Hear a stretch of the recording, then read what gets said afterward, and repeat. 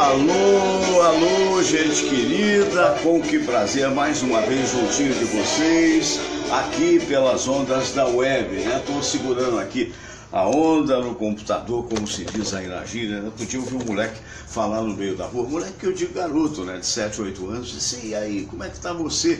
Aí o outro falou, eu tô segurando a onda no computador, então achei bacana isso. Alô para a Margarete Azevedo, para o Flávio Drummond, para a Letícia Vasconcelos, para Inara Almeida, obrigado Inara, alô Ana Maria Zarte, Lajeado do Rio Grande do Sul, abraço grande para você, alô para o Lenca Fatioli, alô para a Karina Barros, que está nesse momento assistindo, alô para o Roberto Iturbides lá em Teresópolis, abraço grande. Pois é, estamos aí juntinho de vocês pelas ondas da web, né? Começando o programa do dia de hoje, tem umas notícias novas por aqui, mas primeiro sabe como é que é? O Flávio Drummond, alô Flávio Drummond, primeiro, o importante é o nosso ouvinte, o nosso espectador, o nosso internauta. Muito bem, minha gente querida, olha, hoje está tendo uma ação aqui da Polícia Civil, professor Jorge Trigo, esse grande intelectual português, nos vendo lá de Lisboa, abraço meu querido Jorge Trigo, a nossa Thaís Matarazzo já está aí, hein? Um abraço grande, viu? Maria da Graças Arte, para você também, tudo de bom. Muito bem, hoje a Polícia Civil está fazendo aí, prendendo mesmo 96 PMs, né? Tem um mandado de prisão e para 96 PMs suspeitos de corrupção, em torno de 1 milhão por mês. Resultado de um trabalho de investigação por parte da Polícia Civil do Rio de Janeiro de mais de 2 anos.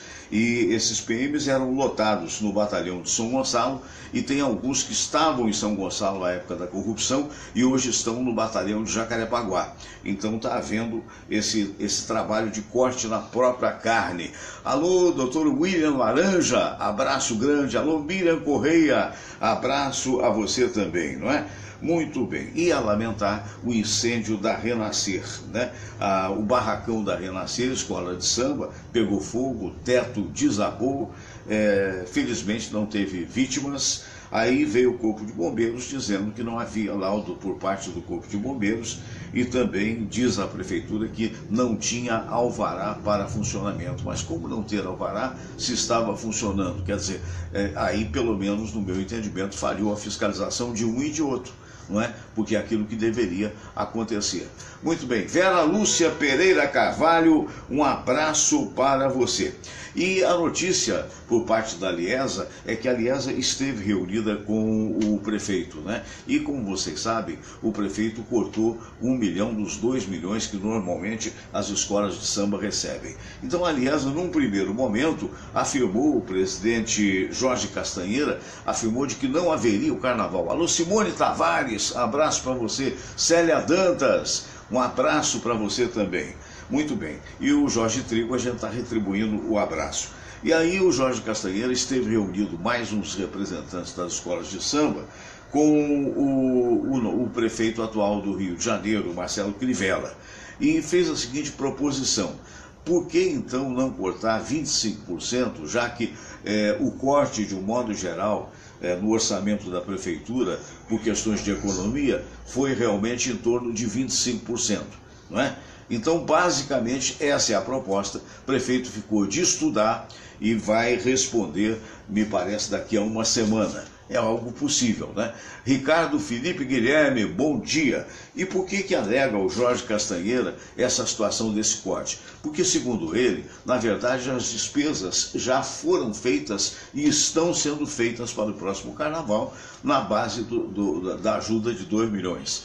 E aí, evidentemente, a partir do outro ano é que a coisa poderia encolher um pouco mais, se é que vai encolher. Alô Jefferson Bites, alô Fátima de Araújo, minha gente querida, muita gente nesse momento vendo a gente. Muito bem, eu separei aqui algumas coisas no computador, daqui a pouco nós vamos ter, e já que vamos ter, nós vamos conversar com eles, que são pessoas maravilhosas, que estão aqui mais uma vez visitando a gente. Samira, quem nós temos aí hoje? Bom dia, querida. Bom dia a todos. Nós chamamos Fernando Pereira, nosso amigo empresário, e o desembargador Antônio Antônio Carvalho. Antônio José de Carvalho. De Deu branco. Deu branco. Bom dia, Fernando Pereira. Bom dia, Fernando Sérgio. Bom dia, os internautas aí. Um prazer mais uma vez estar aqui com vocês. Pois é, nosso desembargador Antônio José Carvalho, que é uma figura tão simpática, tão agradável, que na intimidade, evidentemente, a gente chama com um nome mais carinhoso, mas ele é um desembargador, uma autoridade, e a gente fica muito feliz com a presença dele. Bom dia, desembargador. Bom dia, Fernando Sérgio, Samira, Fernando, aos web telespectadores, até me atrapalhou agora.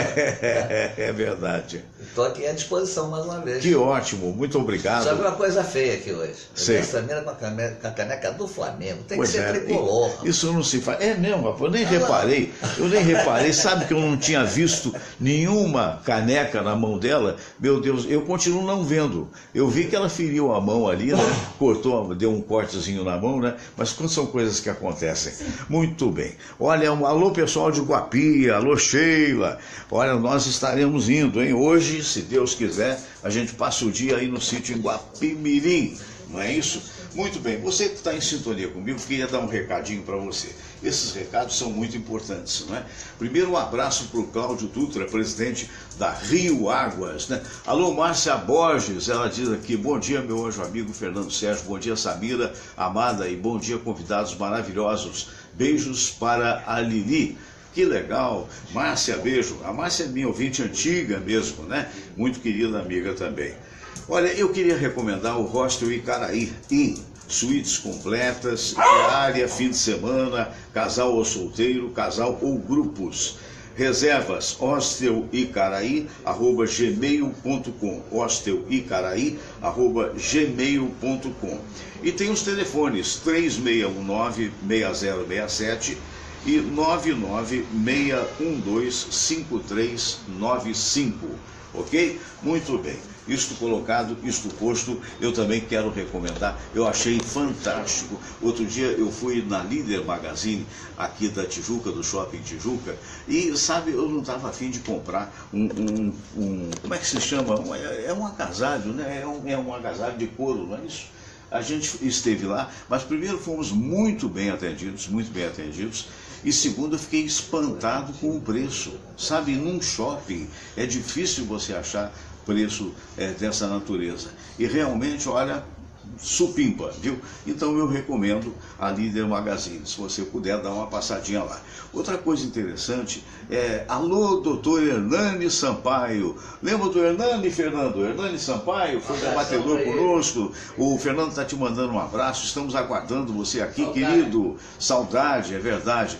André Noite On também está vendo a gente. E outro recado também que eu gostaria de dar para você é o site espadascatana.com.br. Você vai se surpreender. Tem até um comercial narrado por mim, mas esse site ele vende coisas do Oriente. Então vende, por exemplo, eu até vou mostrar uma para vocês,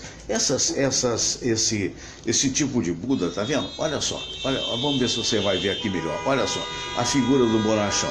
Né? Vende isso, vende espadas que são decorativas ou não decorativas, que são espadas forjadas, né, por mestre forjador lá no Oriente. É fantástico. Então o site, se você puder visitar, eu agradeço, espadascatana.com.br. Alô, Sandro Lima, um abraço para você. Denise Guzmán, um abraço também para você.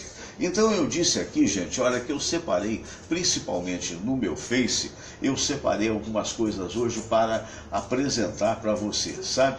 Então o Face está fazendo algo muito bonitinho e eu quero agradecer ao Facebook a feitura disso. Então, para que você perceba, eu vou mudar aqui a câmera, como sempre acontece.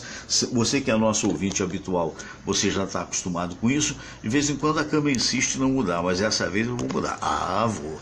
Alô, você, meu Deus do céu, minha gente querida. Alô, mudou. Tá vendo? Nada como ter paciência e calma. O Face está mandando esse tipo de trabalho que eu acho sinceramente muito bonitinho. Olha só que coisa bacana. Não tem todos os meus amigos não, sabe? Mas é aquela história. Faltam alguns que eu amo tanto. Vamos ouvir?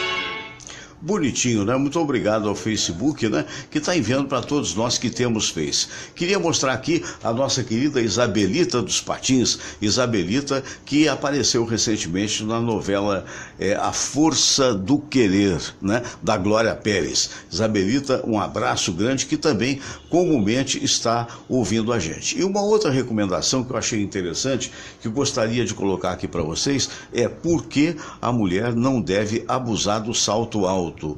Então é algo interessante, olha só.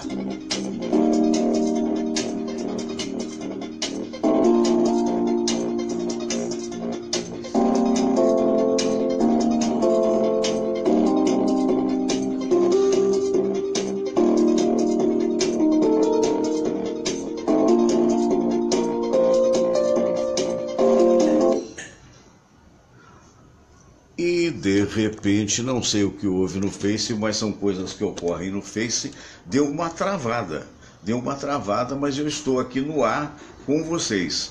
Então significa que o Face travou, mas o programa não travou. Então a gente vai agora, né, com a Samira para a palavra amiga, e depois da palavra amiga, se tudo correr bem, se tivermos o Face, a gente faz a oração. Senão a gente vai para a sala de visitas, ok? Então fica combinado assim. Olha, há muito tempo que eu não vejo o Facebook travar, mas travou. Acontece, né, Samira? Programa ao vivo é assim mesmo. Eu queria até mostrar uma coisa tão bonitinha, sabe, que eu tive ontem, que as pessoas me pediram muito para mostrar novamente. Eu vou fazer o seguinte, mas vamos primeiro para a palavra amiga. Samira Valente, qual é a palavra amiga do dia de hoje? Fernando, nosso ouvinte do Meyer, ele diz assim: eu não consigo controlar o nervosismo em entrevista para emprego. Certo. O que fazer? O nervosismo na entrevista para emprego. Não controla. Muito bem. Então vamos lá. Deixa eu explicar para vocês, é o seguinte, na medida que a gente vai evoluindo e tendo cada vez mais audiência, inclusive no YouTube, eventualmente, antes dos nossos quadros, o YouTube coloca uma ou outra propaganda. É o caso que vai ocorrer hoje, antes, se tudo correr bem, se o Face não travar, não foi o computador, foi o Face que travou, nós vamos ter um comercial antes da prece de Cáritas. E é provável que algumas vezes isso venha a acontecer. Para nós é bom, porque significa a monetização do programa, que isso funciona. Evidentemente, todos nós precisamos, né, do trabalho e da divulgação comercial. Mas essa coisa do nervosismo, querido, todos nós temos um pouco de nervosismo. Olha, após tantos anos fazendo rádio, fazendo televisão, sempre que chega o momento da abertura do programa, há uma certa tensão, há um certo frio na barriga que acontece. O importante é você controlar esse frio na barriga, percebe? O importante é você perceber de que você pode se controlar sim. É claro que você, para uma entrevista, você tem que se preparar. No caso de envio de currículos, deve enviar currículos curtos, porque currículo longo demais nem sempre é visto. Na maioria das vezes vai para a cesta de lixo e tem que ser objetivo. E procurar saber também, tentar analisar o seu entrevistador, não é? Quando você vê que, de repente, o cidadão, por exemplo, muda o olhar de alguma coisa que você está falando, muito provavelmente isso pode significar que não está sendo interessante. Então cabe a você mudar o tema e sobretudo, olha, inspirar profundamente para poder oxigenar as suas células e lhe dar a tranquilidade necessária para uma boa entrevista. Espero que você consiga. Um abraço para Marisa Moraes, um abraço para Marisa Duarte. E aí, conforme eu já combinado, nós vamos para a palavra, para o momento da prece, né? Esse momento da prece é o seguinte, é o que eu já falei para você, né? Que hoje, muito provavelmente, teremos uma parte de propaganda e depois, então, a prece. Alimentar os pássaros nem sempre é uma boa ideia. Mas fazer sua reserva na hotéis.com ganhe descontos na hora e diárias grátis depois. Hotéis.com. Vamos todos rezar a prece de Cáritas e depois a oração ecumênica que um dia Jesus nos ensinou. Deus nosso Pai, que sois todo poder e bondade, àqueles que passam pela provação. Dai à luz àquele que procura a verdade. Põe no coração do homem a compaixão e a caridade. Deus, dai ao viajor a estrela guia, ao aflito a consolação, ao doente o repouso. Pai, dai ao culpado o arrependimento, ao espírito a verdade, à criança o guia, ao órfão o pai. Senhor, que vossa bondade se estenda sobre tudo que criastes. Piedade, Senhor, para aqueles que não vos conhecem. Esperança para aqueles que sofrem. Que a vossa bondade permita aos Espíritos Consoladores derramarem por toda parte a paz, a esperança e a fé. Deus, um raio, uma faísca do vosso amor pode iluminar a terra. Deixai-nos beber nas fontes dessa bondade fecunda e infinita, e todas as lágrimas secarão, todas as dores se acalmarão. Um só coração, um só pensamento subirá até vós, com um grito de reconhecimento e de amor. Como Moisés sobre a montanha, nós vos esperamos com os braços abertos, ó bondade, ó beleza, ó perfeição. E queremos de alguma forma alcançar a vossa misericórdia. Deus, dai-nos a força de ajudar o progresso a fim de subirmos até vós. Dai-nos a caridade pura, dai-nos a fé e a razão, dai-nos a simplicidade que fará de nossas almas o espelho onde há de se refletir a vossa santa imagem.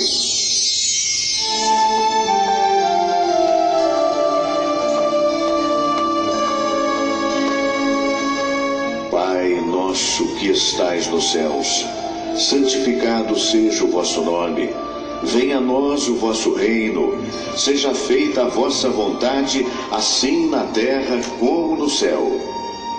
O pão nosso de cada dia nos dai hoje. Perdoai, Senhor, as nossas ofensas, assim como nós perdoamos aqueles que nos ofenderam.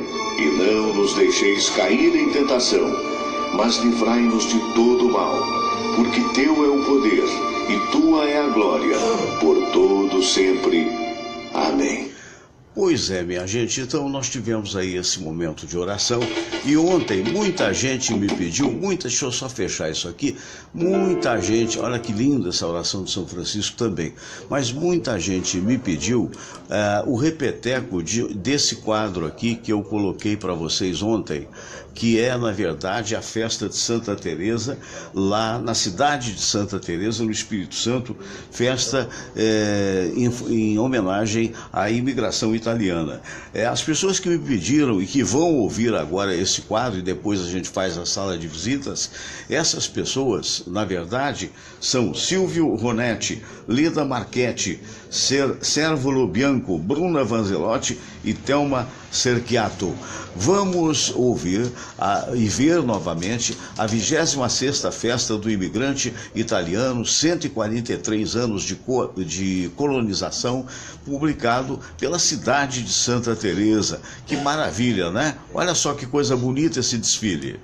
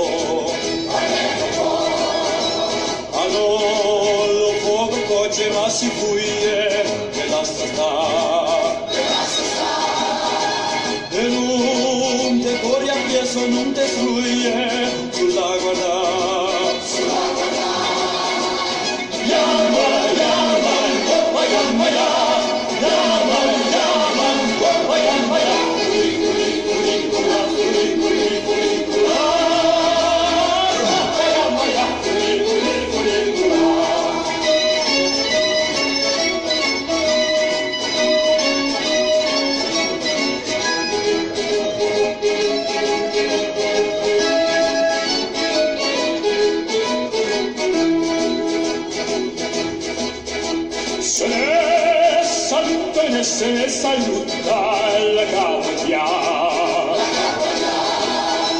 E chiuta, poi tornate, poi venuta, sta sempre qua. La cava botta, botta, torna, torno, attorno a te. La cuore canta sempre noi da cuorno, sposiamo le.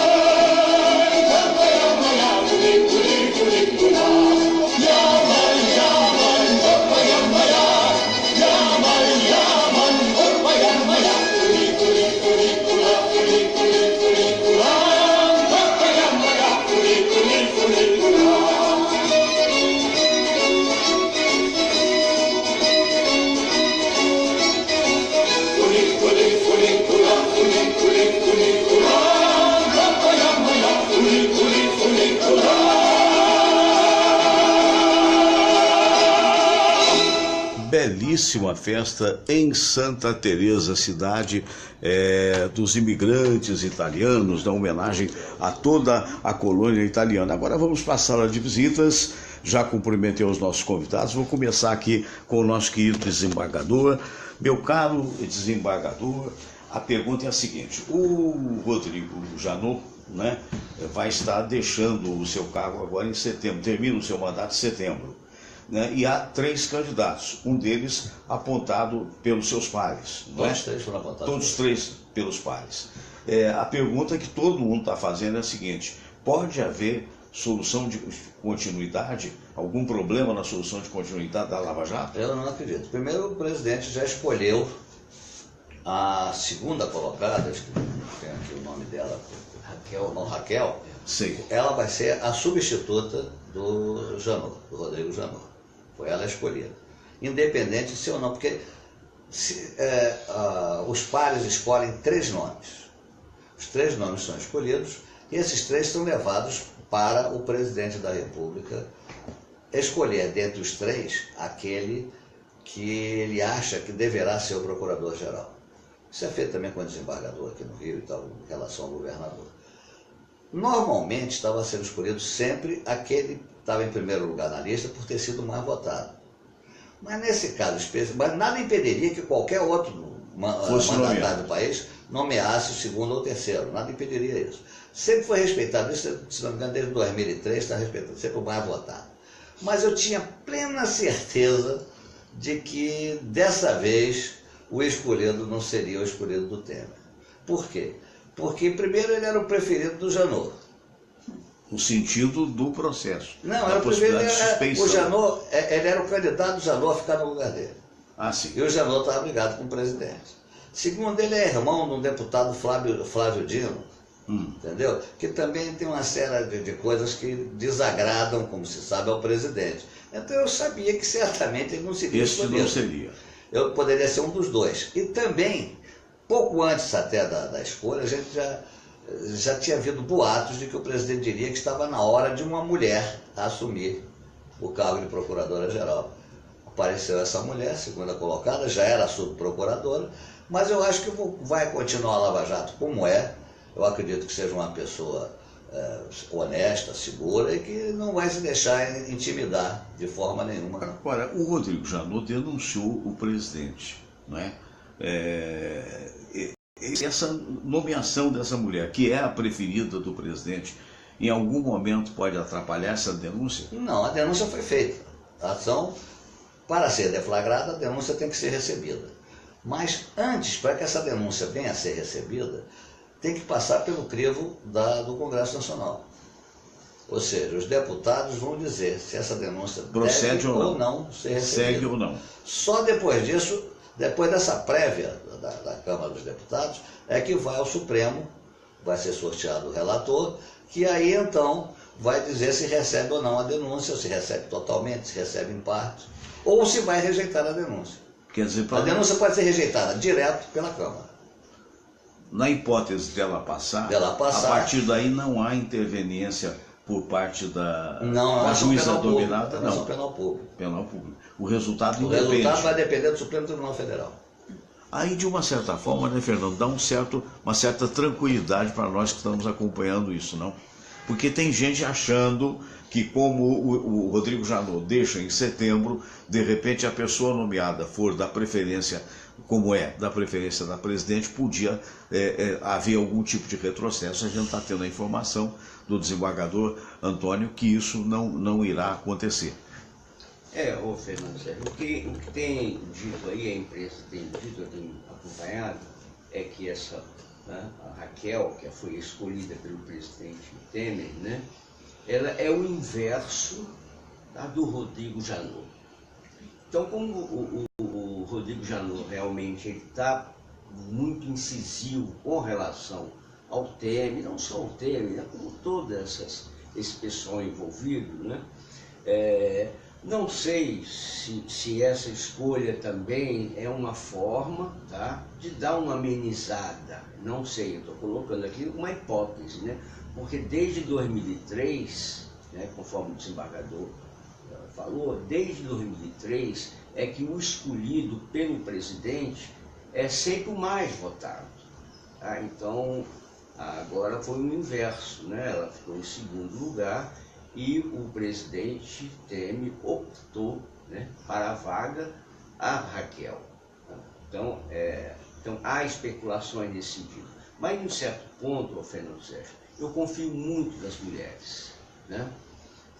Quem dera se as mulheres ocupassem mais cargos. Mais cargos em toda a administração. Mas que não seja na Dilma. Exatamente. Mas são exceções, toda regra é exceção, mas de uma maneira geral, né, as mulheres são mais ciosas, são mais puras com relação a isso. Né? Então a gente espera, né, que essa nova procuradora-geral ela exerça firmemente aquilo que o cargo dela condiz, né? Que ela seja realmente imparcial e que leve à frente a Lava Jato. Porque a preocupação que a gente tem, né, é que toda hora surge uma dúvida, a Lava Jato vai ser interrompida, vão trocar o chefe da Polícia Federal. Então é uma série de especulações. Então, mas acontece o seguinte, que a população está atenta.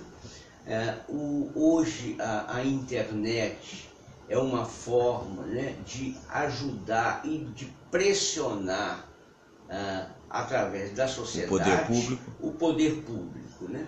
Então eu tenho muita fé de que a coisa vai prosseguir do jeito que está até então. Desembargador Antônio José Carvalho, há no meio jurídico alguns advogados que têm defendido, inclusive aqui no programa, de que os ministros, notadamente na área jurídica, no caso do Supremo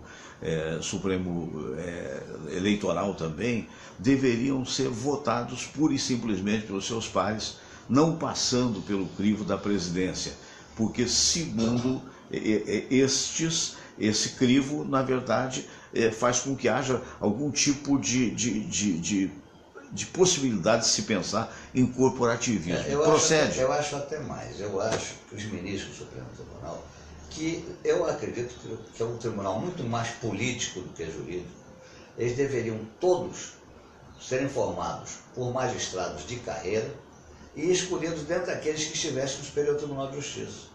Por eles próprios. Exatamente. A meu ver, eu acho que deveria ser assim. Mas a tradição constitucional, a tradição do Brasil, não é assim. Então, há indicações, que são quase todos indicados. Grande parte dos ministros do Supremo foram indicados no período do PT.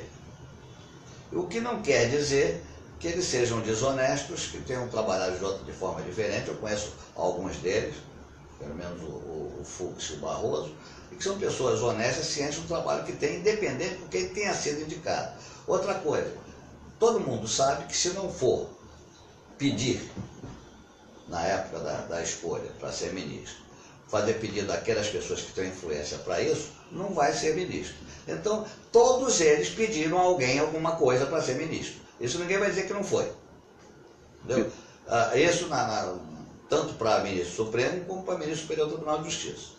Entendeu? Agora, na área, vamos dizer assim, na área estadual, já é um pouco diferente, porque só dependem da chancela do governador aqueles que vêm pelo 5º Constitucional, ou seja, vêm da área do Ministério Público ou da área da advocacia. Entendeu? Por isso que eu estou revoltado até agora com uma matéria publicada no jornaleco da UEB, que eu não me esqueço até o nome, em que a manchete faz o seguinte: os afilhados de Adriana Anselmo, e citou o nome de 90 desembargadores. Desses 90 desembargadores, eram todos aqueles que alcançaram a desembargadoria no tempo em que o Sérgio Cabral era governador. Só que quase todos daqueles foram juízes de carreira. Não foram como é o seu escolhidos pelos caso, seus próprios como é o pares. seu caso. Mas eu não fui nem não, porque eu já sou desembargador velho, nem entrei nisso, eu entrei antes dele e tal. Mas esses colegas ficaram revoltadíssimos, porque seguiram como juízes de carreira a vida toda, foram promovidos ou por antiguidade ou por merecimento, aprovados pelo órgão especial e entraram na lista como se a Adriana Anselmo tivesse qualquer ingerência, ou mesmo o Sérgio Cabral tivesse qualquer ingerência na decisão. Eu me revolto também, porque alguns deles até eu votei. Sim. Entendeu? E não teve nenhuma ingerência do governador. Só aqueles do 5º Constitucional, ou seja, que vêm do Ministério Público, ou que vêm da OAB, são listas sextuplas, que vão para o Tribunal Pleno. Dessa lista sextupla, 3 são escolhidos, e esses 3 nomes mandados para o governador. Desembargador, por que chama 5º Constitucional? Porque a cada 5 juízes de segunda, vou chamar de juízes de segunda instância, porque tem desembargador, ministro, a cada 5, 4 são pela carreira. E o 5º é alternadamente vindo do Ministério Público ou da Ordem dos Advogados do Brasil, através de listas sextuplas feitas pela respectiva classe. Entendi. E aí quem aprova dessas listas, quem dá o voto de Minerva? Não, os advogados mandam 6 nomes. Sim. São 6, primeira guerra lá deles, advogado ou Ministério Público. 6 certo. nomes. Esses 6 nomes vão para o Tribunal Pleno do Tribunal de Justiça, ou seja, o conjunto dos 180 desembargadores aqui no Rio. Pois não. Ali, os 3 mais votados compõem a lista definitiva, que vão então para o governador, que escolhe um desses 3. Um desses 3. O Fernando Pereira, nós estamos vivendo um momento em que a justiça brasileira está muito em evidência, né? E juntamente também com a Polícia Federal. Isso pode nos dar esperança de que todo esse trabalho vá, não digo a curto prazo, mas a médio prazo, fazer com que a gente depure um pouco a classe política, evidentemente, tenhamos políticos melhores? Fernando Sérgio, para depurar a classe política, compete ao eleitor, né? Quando for votar. Porque não adianta nada a gente ver essa balbúrdia que hoje a nossa política está passando, e que chegar nas eleições, ano que vem nós vamos ter eleições para presidente, para senador, para deputados, assembleias legislativas também dos estados, né? Então o que acontece? O eleitor ele tem que ficar mais atento.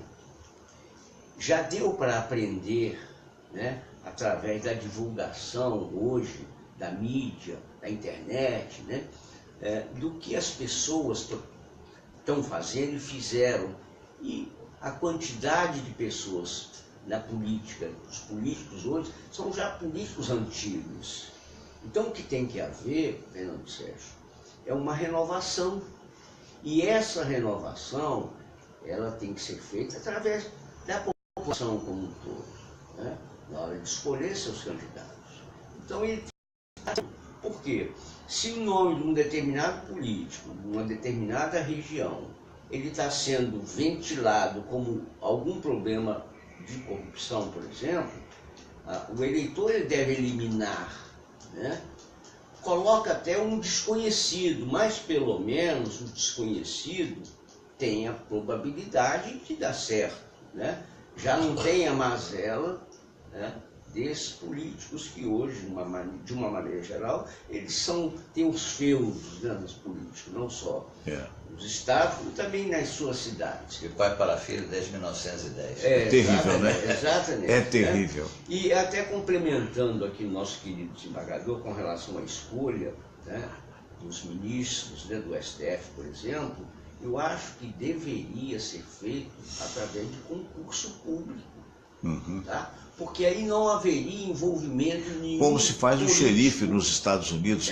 O xerife ele é votado pela população. E depois referendado pela população. Que é o equivalente aqui ao chefe de polícia, né?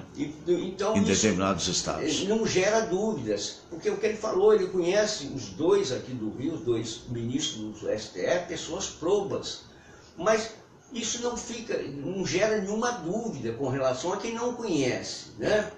Então, eu acredito, na minha opinião, deveria ter sido feito um concurso para prova, sei lá, uma forma de escolha, mas que não houvesse interferência política, para justamente a coisa ficar bem transparente. Pois é, o João Alfredo está assistindo nesse momento, obrigado, João. O Flávio Drummond tem um pé atrás com essas urnas eletrônicas, tá aí é um assunto que a gente pode tocar aqui no assunto. Samira, você tem esse pé atrás? Olha, eu confesso que eu tenho esse pé atrás, sim, com urna eletrônica. Podem até me chamar de antiquada, porque eu fico pensando o seguinte: uma democracia como é um país como os Estados Unidos, eles não usam urna eletrônica. Não, então, em alguns estados usam, poucos estados. Então, eu tenho um pé atrás, sim. Agora, eu corroboro o que o Fernando Pedreira está falando quanto a essa depuração. Eu acho que o fato de haver hoje toda essa movimentação de internet e o fato de estarem sendo feitas essas apurações todas, isso faz com que, mesmo esses políticos, maus políticos, pensem duas vezes antes de falar qualquer coisa, antes de votar qualquer coisa. Qualquer declaração, ela tem uma repercussão muito grande. Então, só mesmo através do voto, e para mim isso não muda, infelizmente, nem a curto, nem a médio prazo, até porque, por exemplo, no Senado é de 8 em 8 anos, o mandato é de 8 anos. Então, a cada 4 anos se muda metade do Senado. Então, é um trabalho de formiguinha mesmo, né? Mas eu acredito que tudo isso ajude. Pois é, meu caro desembargador, o nosso presidente Temer, ontem na fala dele, tentando justificar o que, a meu ver, é injustificável, ele dizia o seguinte, que não há uma prova material e tal. E eu perguntei aqui no programa, mas o que é aquilo? O que é uma mala com 500 mil reais? Quer dizer, isso aí, vindo de um homem da confiança de Sua Excelência, o Presidente da República, não é pelo menos indicativo de algo irregular? É um indício. Indício é indício, prova é prova. Prova é prova. Indício, qual é a diferença? Vale. Não, a prova você está comprovado que foi aquilo, ou seja, você viu que eu te dei R$2.000 para pagar a Samira. Sim. Aí todo mundo viu qual era a coisa. No caso ali, então, pegaram o cara com 500 mil que ele recebeu de alguém para entregar não sei a quem, porque ao Temer não foi, porque pegaram ele no meio do caminho. No meio do caminho. Então, há indícios de que deveria ser isso, mas a prova cabal não está aí. Não está aí. Essa que é a verdade. Isso é um conjunto de outros indícios, ou de outras provas mesmo, é que vai chegar à conclusão. É aquele caso, mesmo caso do Aécio. O que eu ouvi, por exemplo, no caso do Aécio, foi que ele tomou dinheiro emprestado. Não estou defendendo o Aécio não, mas o que eu ouvi foi isso. Ele tomou dinheiro emprestado. Se não foi dinheiro emprestado, se foi dinheiro de propina, vai caber ao Ministério Público e à Polícia Federal comprovar. Claro. Esse é o problema que eu estou dizendo. Tem que separar indício de prova. O Temer está fazendo o trabalho dele, não como presidente da República aí, como investigado, como indiciado. Ele está se defendendo. E agora já denunciado. Embora com a denúncia não tenha sido recebida. É verdade. É uma pena que, sabe, a gente, quando recebe aqui os recados através do Face ao vivo, às vezes desaparece o nome da pessoa, né? Então eu tenho aqui um raciocínio muito inteligente que eu pediria à pessoa que mandou, que mandasse de volta o seu nome para que eu pudesse divulgar.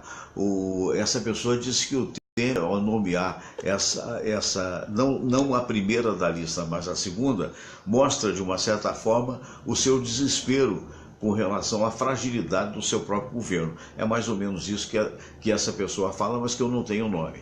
E quero aproveitar, mandar um abraço para o Flávio de Oliveira Raposo e para a Márcia Borges, que diz que os debates são muito inteligentes e que aprende muito com eles. Muito obrigado, Márcia. Ô, Fernando, está certo esse senhor que fez essa observação, dizendo que o fato do presidente não escolher, como tradicionalmente é escolhido, o mais votado, e sim o segundo mais votado, o que lhe é mais simpático, poderia demonstrar o desespero de Sua Excelência?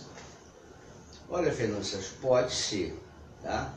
Mas, na minha opinião, a gente já tem falado aqui já há várias semanas, né? A partir do momento que houve as denúncias, né? Eu acho que o governo, o presidente Temer, ficou muito fragilizado. Né? É verdade. Não tem mais condições, porque ele perdeu a credibilidade perante a sociedade. Então o nível de aprovação do governo dele está em um dígito. Né? Não adianta ele ficar tentando se agarrar contra fatos, né? Contra fatos não há como contestar. Quer dizer, ainda não comprovados juridicamente, mas para você, com relação à população, basicamente a população já não aceita mais. Não foi julgado, mas as evidências são muito fortes. Né? Essas denúncias que foram feitas, né, que foram comprovadas, que foram gravadas, isso está muito evidente. Então, com isso, ele perdeu, né, a condição de governar o país, na minha opinião. Eu, como eleitor, tá, como pessoa física, ele perdeu a condição. Então, o governo, mesmo com esses sobressaltos que ele está passando, a gente vê que a economia já fez uma reação. É verdade. Tá? A economia está tendo uma reação. Mas acontece o seguinte, que o principal, o presidente, ele está fragilizado. Né? A minha preocupação é essa. Então não adianta nada, no caso, se essa escolha, né, dessa Raquel, a senhora Raquel, né, para a Procuradoria-Geral da República, né, seja uma forma dele tentar se agarrar a alguma coisa. Muito bem. Eu acho que não faz sentido. Samuel Fonseca está dizendo que o debate está excelente, e eu perguntaria ao desembargador, a sua opinião também é de que Temer está fragilizado, que não chega até o final do mandato? Ele está fragilizado e o índice dele de aprovação é de 7%, ou seja, quase nada. Né? Mas eu lembro o seguinte, nós estamos há pouco mais de um ano de começar um novo governo. E se esse presidente sair agora, nós teremos eleição indireta. Porque não adianta gritar eleição direta agora. Não vai acontecer porque é a Constituição. Não, né? E até por causa do custo disso. O custo é absurdo. A eleição presidencial para um ano, para completar um mandato, é absurdo. Então, eu acho que tem que se pensar muito nisso também. Tá porque de um jeito ou de outro, nós temos que ver como é que está a economia. Como é que está. Porque nós precisamos de uma segurança das empresas estrangeiras, dos investidores, para que o Brasil possa andar. Tirando ele, vamos botar, digamos, o presidente da Câmara, que é o Rodrigo Maia. Aí o Rodrigo Maia vai ficar um mês... Não tem opção, né? Não tem. Vai um mês para vez só. Então sai o Temer. Vai o Rodrigo Maia assume por um mês para convocar outra eleição indireta. Vamos ver quem é desses que vai estar aí para cumprir menos de um ano nessa altura. E o Brasil fica parado. Agora, nós temos que pensar nisso. O Brasil não pode parar. Não pode parar. Agora, de repente, em meio a todo esse imbróglio, vem a notícia lá da Folha de São Paulo, de uma pesquisa que aconteceu, que dá 30% de preferência ao Lula e dá o segundo mais... Ao Jair Bolsonaro. Ao Jair Bolsonaro. Isso também não preocupa, porque ou é esquerda ou é direita outra vez. Por isso que eu estava ouvindo aqui o Fernando, eu quero dizer o seguinte, vocês imaginem como é que o povo está vendo isso, que 30% dessa gente ainda quer votar no Lula. Pois é. E nós temos, mas de qualquer forma, o lado positivo. Se você somar o Bolsonaro com a Marina, já dá mais do que os 30% do Lula. Entendeu? E tem que ver qual é o índice de rejeição que tem. Se isso acontecer. Entendeu? Entendeu? Não, mas o Lula tem 30%, mas com a Marina... A rejeição dele. A rejeição dele é grande, é enorme. Então, e a gente tem que pensar, a gente já conhece o Lula. Vocês se lembram quando o Lula foi eleito a primeira vez? Todo mundo tinha medo. Que ele vai fazer isso, vai fazer aquilo, não fez nada. Procurou-se pegar o tanto para pegar o dele também, lá como é da forma que ele pode fazer, ajudar os filhos, ajudar a dona Marisa a comprar pedalinho lá pro sítio que não é dele, né? Mas o triplex também não é dele. O triplex também. Agora, pode ser, quem sabe, se o Bolsonaro, que está fazendo essa conta toda de direitista, de extrema direita, se por acaso ia assumir, não vai também ser o contrário do Lula, ou seja, deixar aquilo para poder organizar. Não sei, não sou eleitor do Bolsonaro não, mas estou pensando, estou mostrando, se a gente vê o lado esquerdo todo para lá e vê o lado direito todo para cá, quem sabe se não há uma convergência na hora que assume o poder. É verdade. O importante é novo, né? É algo novo. É algo novo. Outro dia eu falei aqui, Fernando... A Marina, eu já tenho o seguinte, a Marina eu já tenho medo, porque ela já teve as suas chances e depois se encolheu, se escondeu. Pois é. Historicamente, Fernando, complementando aqui nosso querido desembargador, historicamente, o PT, esses 30%, são os eleitores do PT. É o próprio partido. É o próprio partido, a própria militância. Às vezes é um partido grande, que 30% num conjunto de eleitores é um índice muito alto. É exatamente alto, mas acontece o seguinte, porque o PT sempre ficou nessa faixa de 30%. O que agregou a ele, ao Lula, a ascender, por exemplo, a presidente da República, foram os outros eleitores de outros partidos que somaram a isso. Partido de esquerda. Exatamente, levaram ao patamar de 51%, né, que é acima de 51%, que foi eleito, a eleição e tudo. Então, mas é uma força, porque mesmo com essas denúncias todas, né, eles se defendendo, tentando se defender da melhor forma possível, né, mas é um número, né, é um número forte, 30%, porque na pior das hipóteses, num país mais sério, se essas evidências são muito fortes, né, com a probabilidade de um julgamento na frente, porque ele ainda não foi julgado, né, não foi condenado, então, mas o simples fato, né, ele já, se fosse num país mais sério, ele não teria mais essa quantidade, né, de pessoas que pensariam em votar nele. O Flávio Drummond dizendo, se a gente fala de milhões de reais com uma facilidade enorme. Outro dia fui comprar um celular de R$699 parcelado e foi uma dificuldade. Agora, para esses políticos, parece que vivem numa outra realidade, mas eu não tenho a menor dúvida que eles vivem uma outra realidade, né, Samir? É uma bolha, né? É a chamada Ilha da Fantasia, Brasília. Eu vejo Brasília como uma bolha, né? Aquilo ali parece Suíça, né? Suíça no mau sentido, né?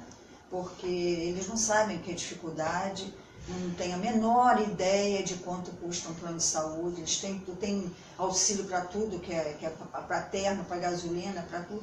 Então é uma bolha, né? Eles estão completamente fora da realidade, eles vivem fora da realidade. O Fernando, é aquela velha história. Eu acho que reformas têm de ser feitas, né? As reformas, a própria reforma trabalhista, a reforma da Previdência, desde que não haja grande prejuízo, notadamente para os trabalhadores. Mas por que também não falam em reformar os altos salários dos deputados e senadores? Fernando Sérgio, o Brasil ele tem que ser totalmente reformulado, né? E eu acho que o pontapé inicial da grande reforma do país seria a educação. Porque a educação que é a mola mestra da sociedade. Porque um povo instruído, né, ele tem condições, né, de gerir um país melhor, né? Então ele tem que partir essa reforma, a reforma da educação, a reforma da saúde, a reforma trabalhista, que é importante, a previdenciária também, tá? Porque a reforma trabalhista, praticamente a CLT, ela foi criada há 70 anos atrás. Tá? E o mundo está evoluindo muito, né? Então, o aspecto do trabalho em si, ele tem que ser revisto, sem prejudicar os trabalhadores, mas também não pode, tá? Hoje, em algumas situações, né, a gente tira, por exemplo, o pessoal do serviço público, né? Uhum. Hoje, já há muito tempo, a pessoa era funcionária pública, independentemente do desempenho dela, ela ficaria ali eternamente, como ficaram muitos, eternamente no trabalho. Paletó na cadeira. Paletó na cadeira, é verdade. Independentemente na iniciativa privada. Porque a iniciativa privada, você tem que, a cada dia, principalmente agora, você tem, a cada dia que passa, você tem que demonstrar mais conhecimento, mais capacidade no seu trabalho, porque senão você vai ser expurgado. É claro, vai acabar perdendo o emprego. Então, na minha opinião, a reforma trabalhista ela tem que ser feita, tá? Justamente para o momento atual. O Carlos Augusto está dizendo aqui se alguns dos debatedores teriam outro nome para a presidência que não fosse Lula, Marina ou Bolsonaro. Jesus Cristo. Só Jesus Cristo salva. E do jeito que a gente está. Mesmo assim, ele correu o risco de ser crucificado aqui 2 vezes. É verdade, é verdade. O Adjailson Mariano Silva está mandando um bom dia para todos. O Rogério Brasil está assistindo. A Marlene Figueiredo está dizendo que esse é o melhor debate da web. Muito obrigado, Marlene. Muito obrigado mesmo. Ai, ai. Mas, Sérgio, eu tenho uma solução. Ah. Por que nós não mudamos o regime para eu sou inteiramente a favor, não sei se você é. Comendador? Seria uma solução. Eu gosto mais do parlamentarismo. Eu não sou por uma razão. Porque os conchavos políticos no parlamentarismo são maiores ainda do que no presidencialismo. E nós teremos uma mudança de governante, primeiro-ministro, muito mais rápida. Mas menos, não teríamos uma continuidade. Mais menos traumática, né? Nem sempre, mas não teríamos uma continuidade. Nós precisamos de um certo período que dê uma continuidade para que o governo ande. Para que possa haver estabilidade. Nós tivemos um primeiro-ministro que foi o Tancredo Neves, que não adiantou nada. Uhum. Né? O parlamentarismo aqui no Brasil já não deu certo. Agora, você acha que a médio prazo, havendo uma estabilidade governamental, não é preferível o parlamentarismo, após muitos anos, estabilidade econômica e tal? Eu acho que o Brasil não está preparado para isso, não. A tradição do Brasil é presidencialista. Né? Você vê, nós tivemos um parlamentarismo na monarquia. Certo. E também não deu certo. Tiraram e fizeram para o presidencialismo. Falar nisso, o Pedro I, alô, Jorge Trigo em Lisboa, que é o Pedro IV lá, ele cuidava mais da sua vida amorosa do que propriamente do país. Né? Domitila que sabe disso. Aliás, você sabia que tem um grupo aí querendo transformar a Domitila em santa? Isso não é piada, não, é sério mesmo. Acho que elas estão fazendo milagres por aí. Pelo menos Marquesa de Santos. Esse é o nosso querido desembargador Antônio José. Não, eu sei. Você não está aqui, é engraçado, Santa Marquesa. A Santa Marquesa. Olha que coisa maravilhosa. Eu quero agradecer a presença de vocês, sempre muito interessante. Samira, muito obrigado. Daqui a pouco a gente está indo para Guapimirim, não é isso?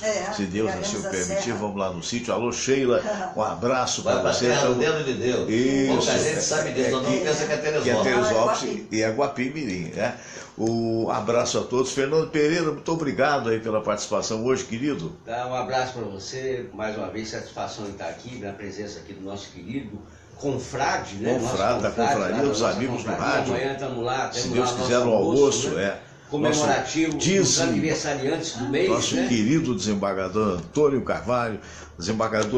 Antônio Carvalho, muito obrigado pela vinda hoje. Pelo convite, um beijo aqui na Samira também, um abraço no Fernando. Muito bem. Até uma próxima oportunidade. Até uma próxima oportunidade. Eu separei aqui algumas frases de outros, não só de mim, porque outro dia eu andei lendo aqui uns poemas, você só lê poema seu, mas isso aqui não é nem poema não, isso aqui são frases que eu achei bastante interessantes e que eu coloquei no meu livro, né? Uma delas é super, hiper conhecida, foi da nossa infância, do Desembargador e do Fernando, do livro do Antoine de Saint-Exupéry, né? O Pequeno Príncipe, que diz assim, tu te tornas eternamente responsável por aquilo que cativas.